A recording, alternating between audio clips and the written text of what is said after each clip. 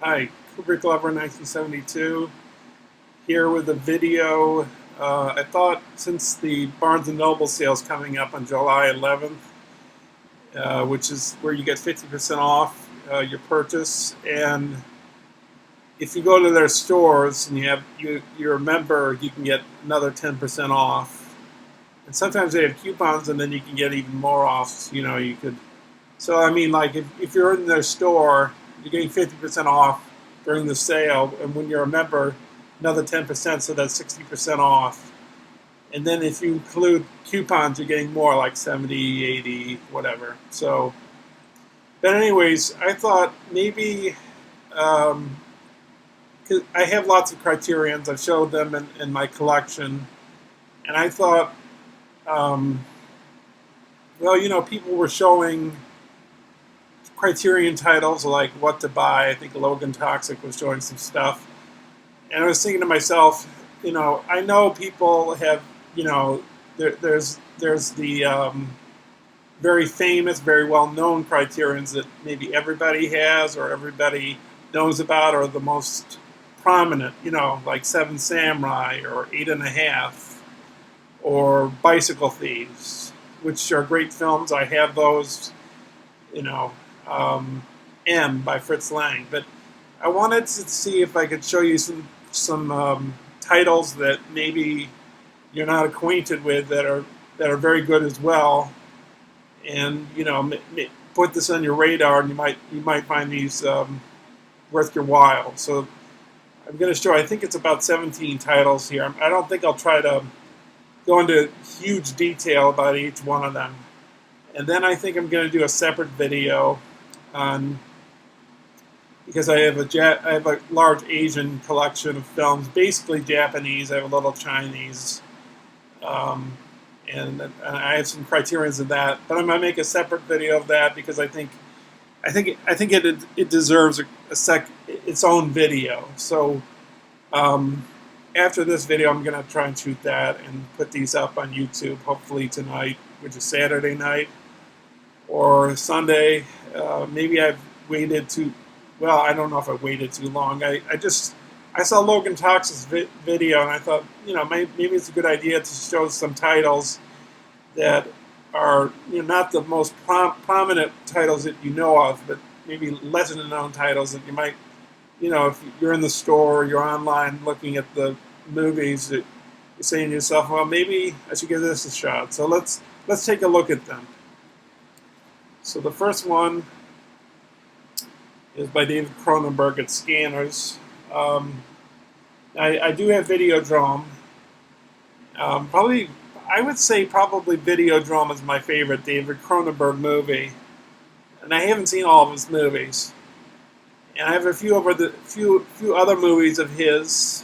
I think is it two videos? I mean, not two videos. I'm sorry, two movies of his, which happen to be Criterion's, and the Dead Ringers and Naked Lunch. And the reason why I can't show you some of my Criterion titles that might be lesser known, that could be films like Naked Lunch and Dead Ringers, is because I haven't watched them. I haven't looked at the special features and all that. So I feel that I wouldn't be giving you a good report as to whether it's a worthy buy, because I haven't watched it myself. Usually Criterions are good buys anyways, even if you haven't watched them before. Usually they make very good choices. But so, Scanners, about these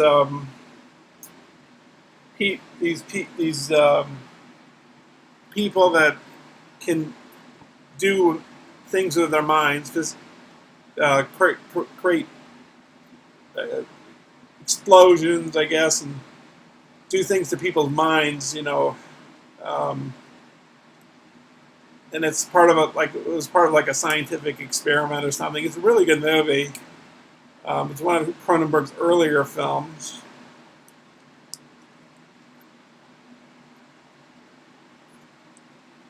And, even though it's not Videodrome, it's still a very good movie. I really enjoy it.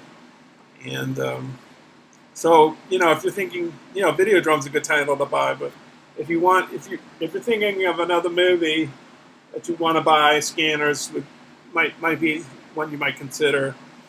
And it also comes, I think, or is it with The Brood? Um, no, yes.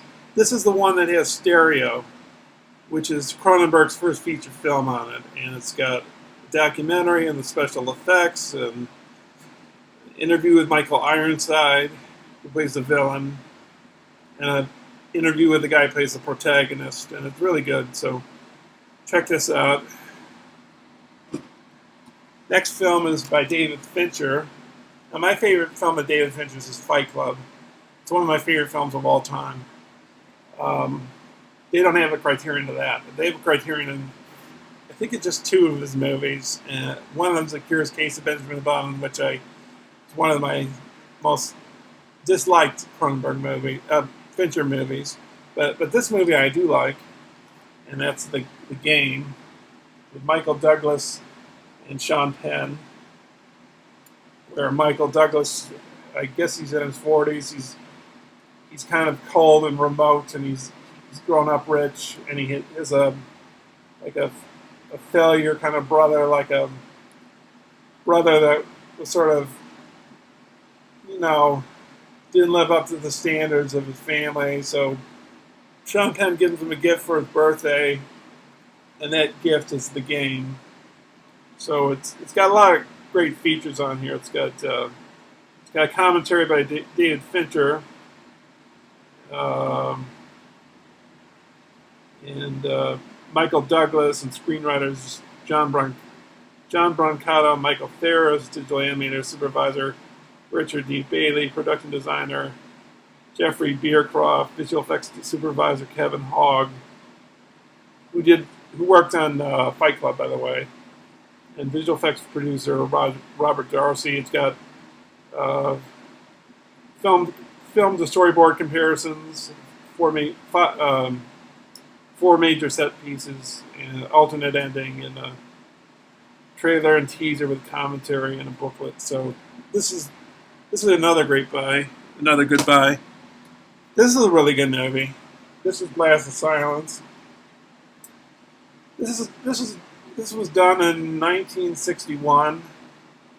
It's really amazing what was done with this movie. It's like a noir film, and it was done on a really low budget, and it's got a making of, and it's got some Polaroids. I don't know if it's loaded with lots of special features, photos of locations. It was shot in New York, and he made the most out of what little he could do. And it's a really good movie. I highly recommend this. I think it's got like first person narration. So to give it like a kind of a film noirish kind of mood to it. So really good movie. Next one. You know what? Maybe this is more mainstream, but I'll show it anyways because it does have it shows two films. I think they're both, well, one of them's pretty short and the other one is fairly short too. By Chris Marker, two films, La Jetée and Sans Soleil. Got an interview with filmmaker Jean-Pierre Gorin. Chris on Chris, video piece on Marker by filmmaker and critic Chris Dark. Two excerpts from the French TV series Court Circuit. Look at David Bowie's music video for Jump, They Say, inspired by La Jetée. The second analysis of Hitchcock's Vertigo, its influence on Marker. And this, La Jetée in particular, had an influence on Terry Gilliam with Making of 12 Monkeys, which is a pretty interesting film in its own right. And La Jetée is an interesting film because it's a film that almost the whole film is still photographs, so it's pretty cool. Sans Soleil is pretty interesting too. I think it goes back and forth between two locations, which are Japan and somewhere in Africa. So that's good. Next up, um, I have two of his movies, and I was trying to, with these great directors, I'm trying to reduce it just to one choice, but I decided to show two of this directors. I have a Blu-ray of this one, Cries and Whispers. Because Bergman is one of the more well-known directors. Um, so I could have recommended Seventh Seal or Wild Strawberries.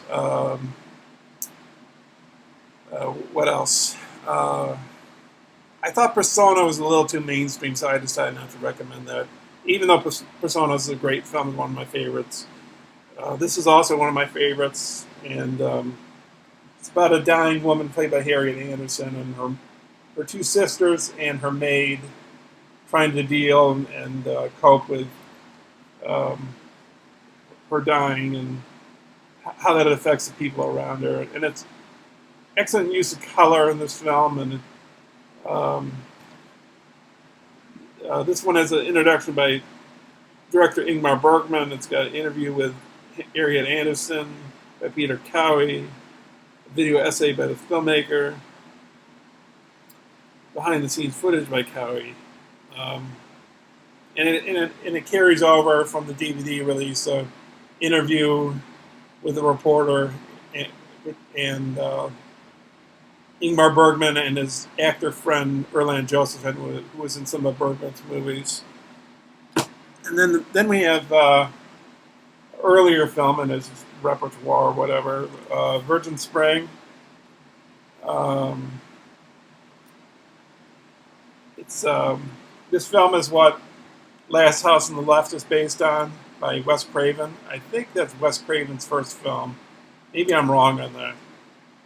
But like in Leonard Maltin's video and movie guide, he said that Last House on the Left was a complete rip right off of this movie.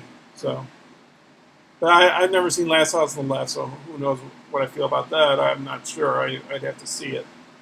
But this concerns a rape of a young girl, and her sister's pagan, and the young girl that's raped is a Christian, and these two young, middle-aged guys maybe, and a young boy that are involved with the rape. They stay at Max von Sydow, who's the father of the girl that's raped. They stay at his place because they need a place to stay, and things happen. So, yeah, this has got audio commentary by Ingmar Bergman, scholar Brigitte Steen, introduction by filmmaker Ang Lee, interviews with actresses Gunnar Lindblom and Brigitte Peterson, audio recording of the 1975 American Film Institute seminar by Bergman. So, this is a good film to have.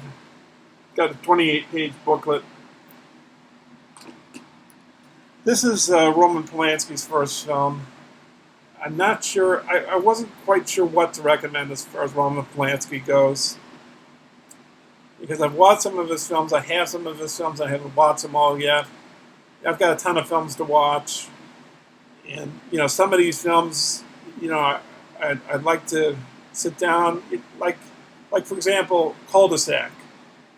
I've wanted that film for so long, and I really haven't watched it. So I watched like the starting credits, but I didn't watch the whole thing. Not because I didn't want to watch it, I just didn't continue. So, but anyways, Roman Polanski's first feature is arguably one of his greatest. It's Knife in the Water. Because like with for example, David Lynch. I could recommend David Lynch films, and I'd recommend him, Eraserhead, Mulholland Drive. There are excellent Criterion choices. But I'm trying to recommend films that are lesser known, so you have more of a gamut of choices, if that's the right wording.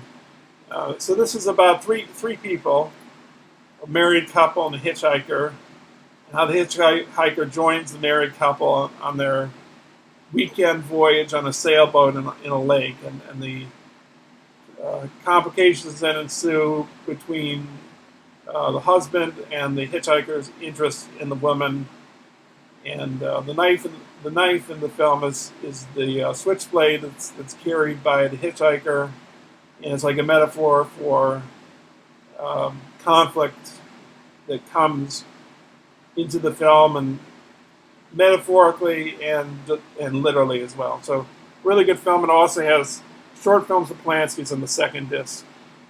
This has an interesting thing about it, which is that when you watch the film, if like with David Lynch, if you watch Eraserhead, and I think with Mulholland Drive Mulholland Drive as well. If you stop the DVD or Blu-ray and then you come back and you turn it on again, you have to start all the way from the start and fast forward all the way back.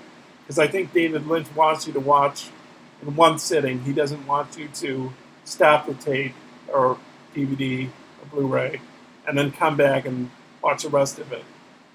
And that's not quite the case in this. It's with the scene selection. So say you're at scene number 3, you're 15 minutes in, and scene number 3 starts at 12 minutes. Well, you can't fast forward to 15 minutes. You have to start at the 12-minute mark with your scene selection 3 starts. So that's one of the things about this. But it's still a good film. Next up, we have one by Fassbinder. It's a science fiction film. It's the only science fiction film he made.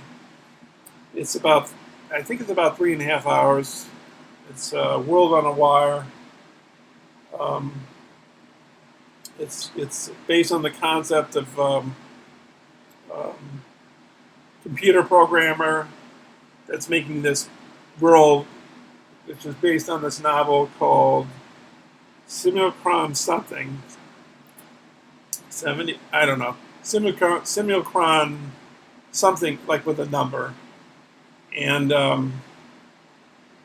so it's like questioning the reality of things and what's real and what isn't, and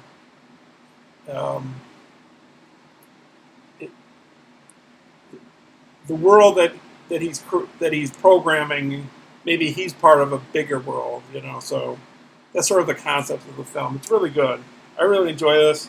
I've watched this quite a few times, and the length doesn't really do anything for me. I don't mind long movies, and this is good pacing. Oh, and here I go again.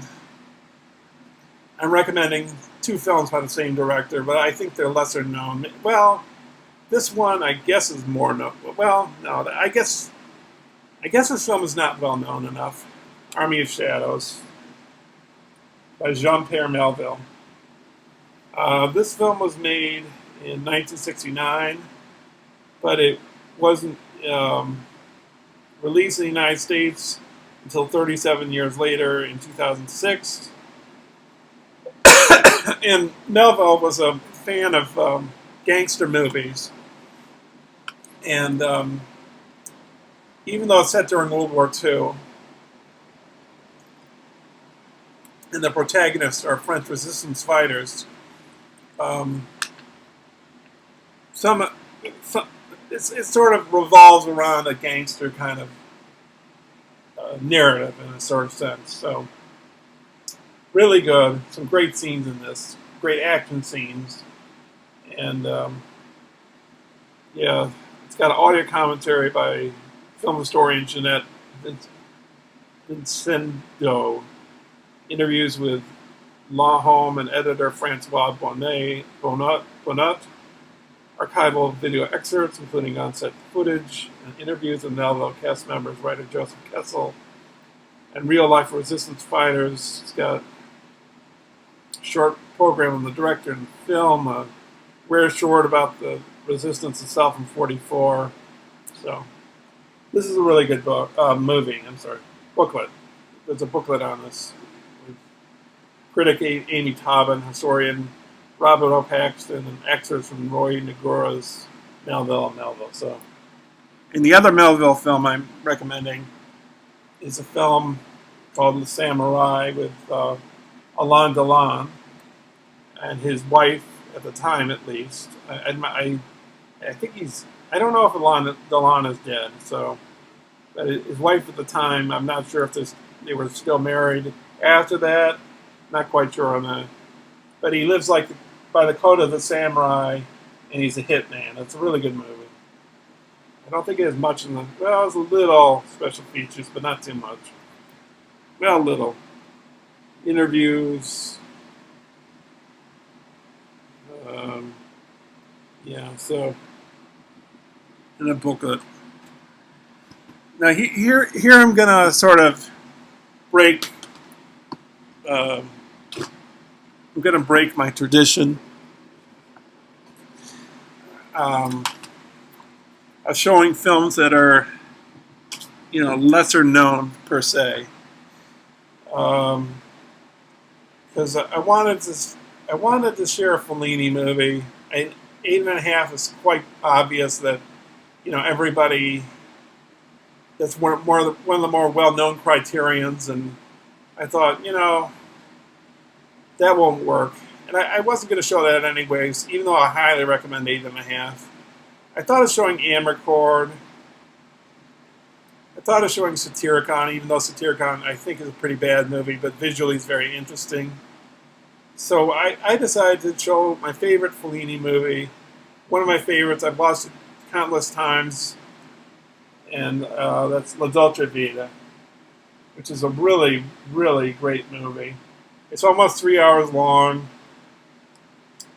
It's filled with lots of party dance scenes, but it's about a writer who's trying to find his happiness, I think, and he's not really discovering it in the nightlife of the city of Rome, and he's a he's very flirtatious with lots of women, and he sleeps with lots of women, and he stays up till dawn, but it's a really deep philosophical film, fun movie, entertaining movie. You can get a lot of watches out of this, and it's got a great special feature where they compare. If you put the starting of the film and the ending of the film together, and how they meet in the middle, it has some philosophical point that it's trying to drive across, where one of the characters, who's Steiner's wife, looks directly into the camera lens, and there's something about that. I can't remember exactly, but that's pretty cool. And interview with filmmaker Lena Wertmuller, who worked as assistant director on the movie. Period of Italian history. The interview with Fellini himself. Audio interview with Marcello Mastroianni.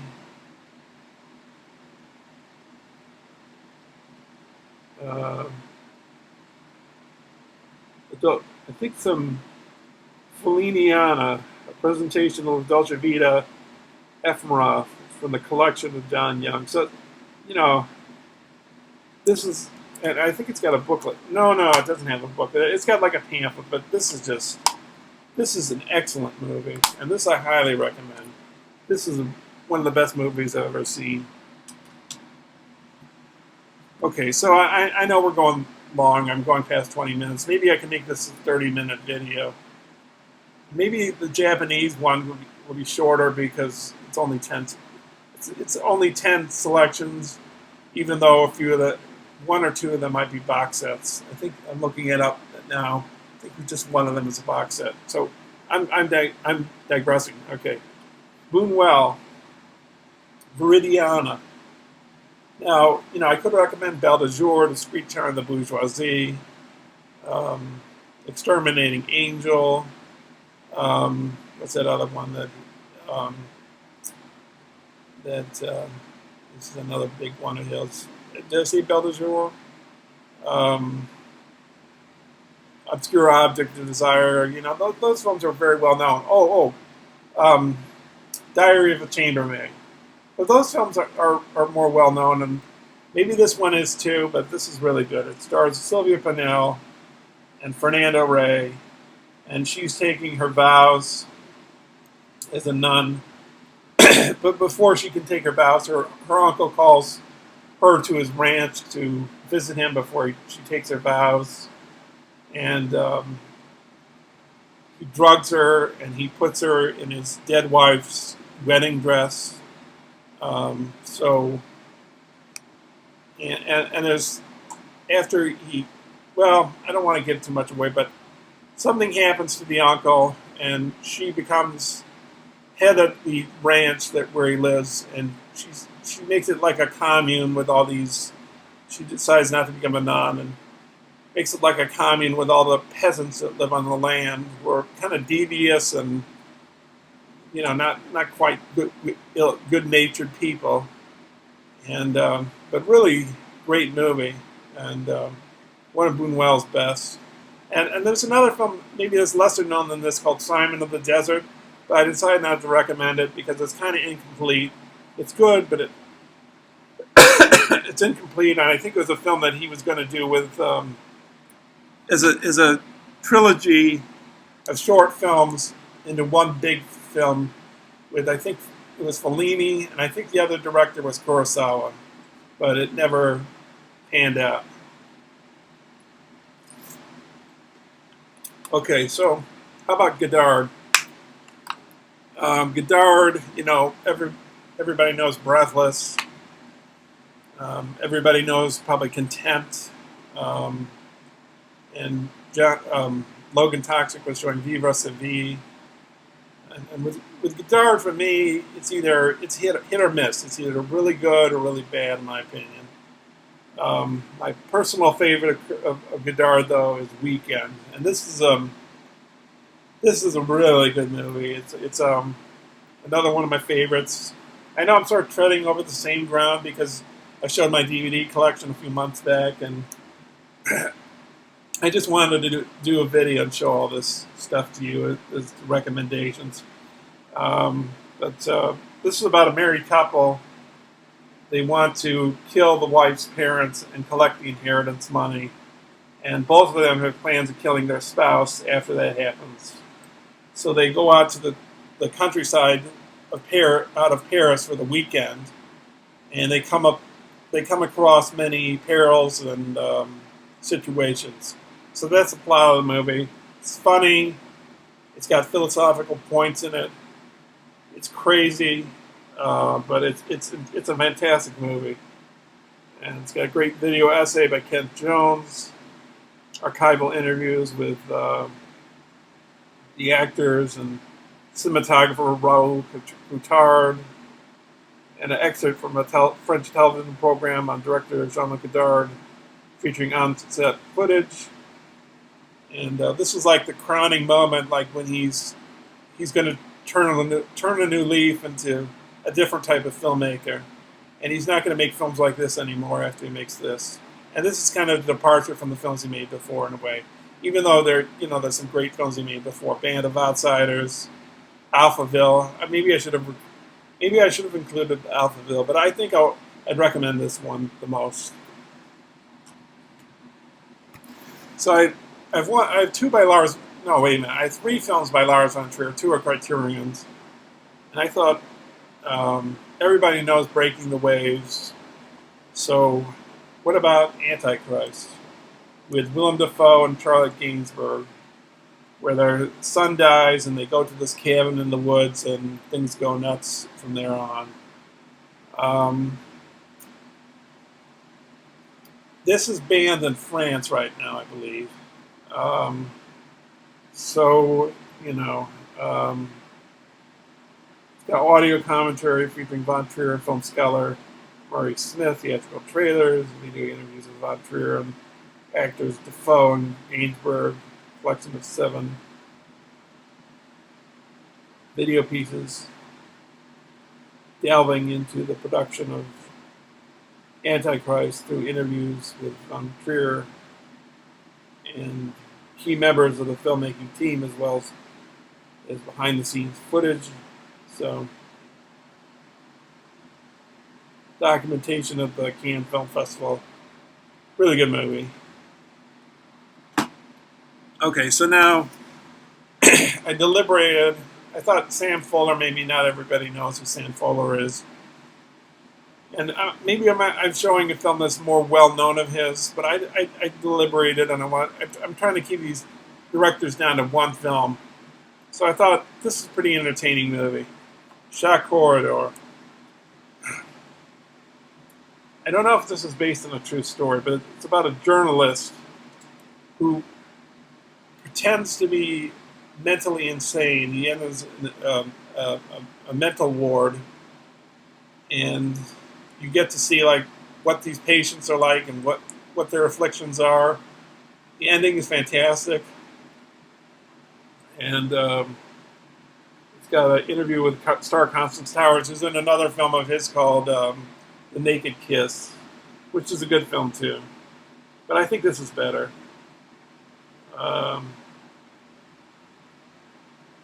And some footage with I think Samuel Fuller's featured it somewhere in here.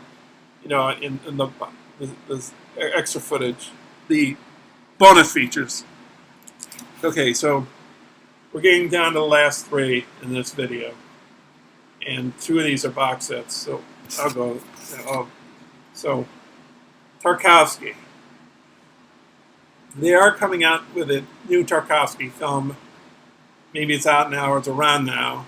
Stalker, which I still got to get my head around. I don't understand it totally, but this is Tarkovsky's first movie.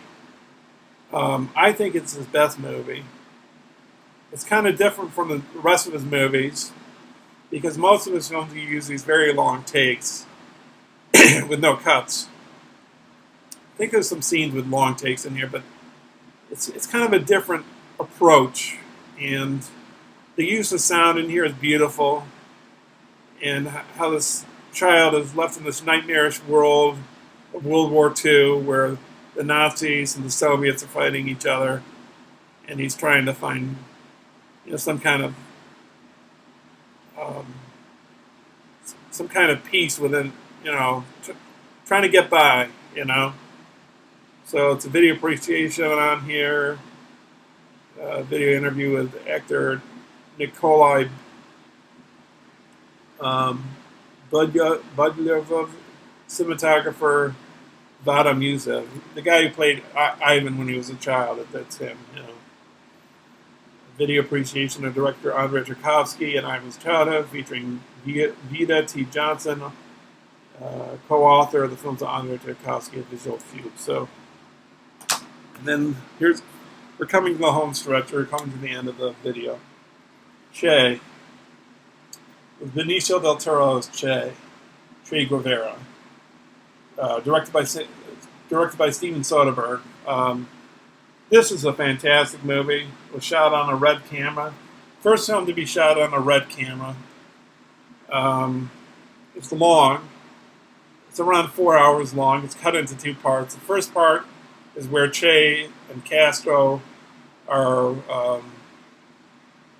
in the process of overthrowing the Batista government. The second part is where he goes to Bolivia and fights with a guerrilla group of soldiers. It's got great documentary.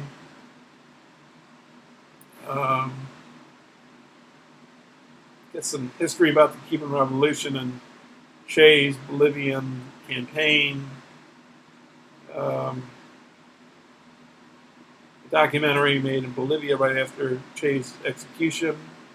So, but yeah, this is. If you want to buy a box set, here's a good box set to buy. It's got a poster too. So, and last but not least, I thought, well, this is probably a more mainstream thing. It's probably not lesser known, but I thought, because it's a Criterion sale. Now I think to myself, there are other box sets that I would recommend, like the Colors Trilogy by Krzysztof Kieslowski, the Decalogue by Krzysztof Kieslowski. But and I've watched both of those, and highly recommend them, especially the Colors trilogy. But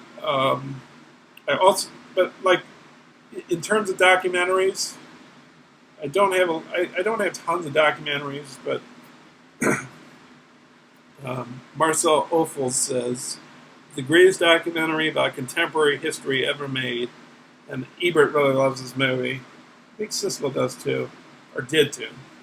Shoah, which is directed by Claude Lanzmann, a French Jewish man. It's about the Holocaust. It's long. It's about 9.5 hours. Lots of interviews with people. It doesn't show any archival footage.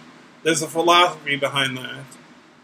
I can't understand exactly, but I guess it's you've lived the experience more in a much better lens or view because you're witnessing it through the people that actually were there rather than looking at footage from the past.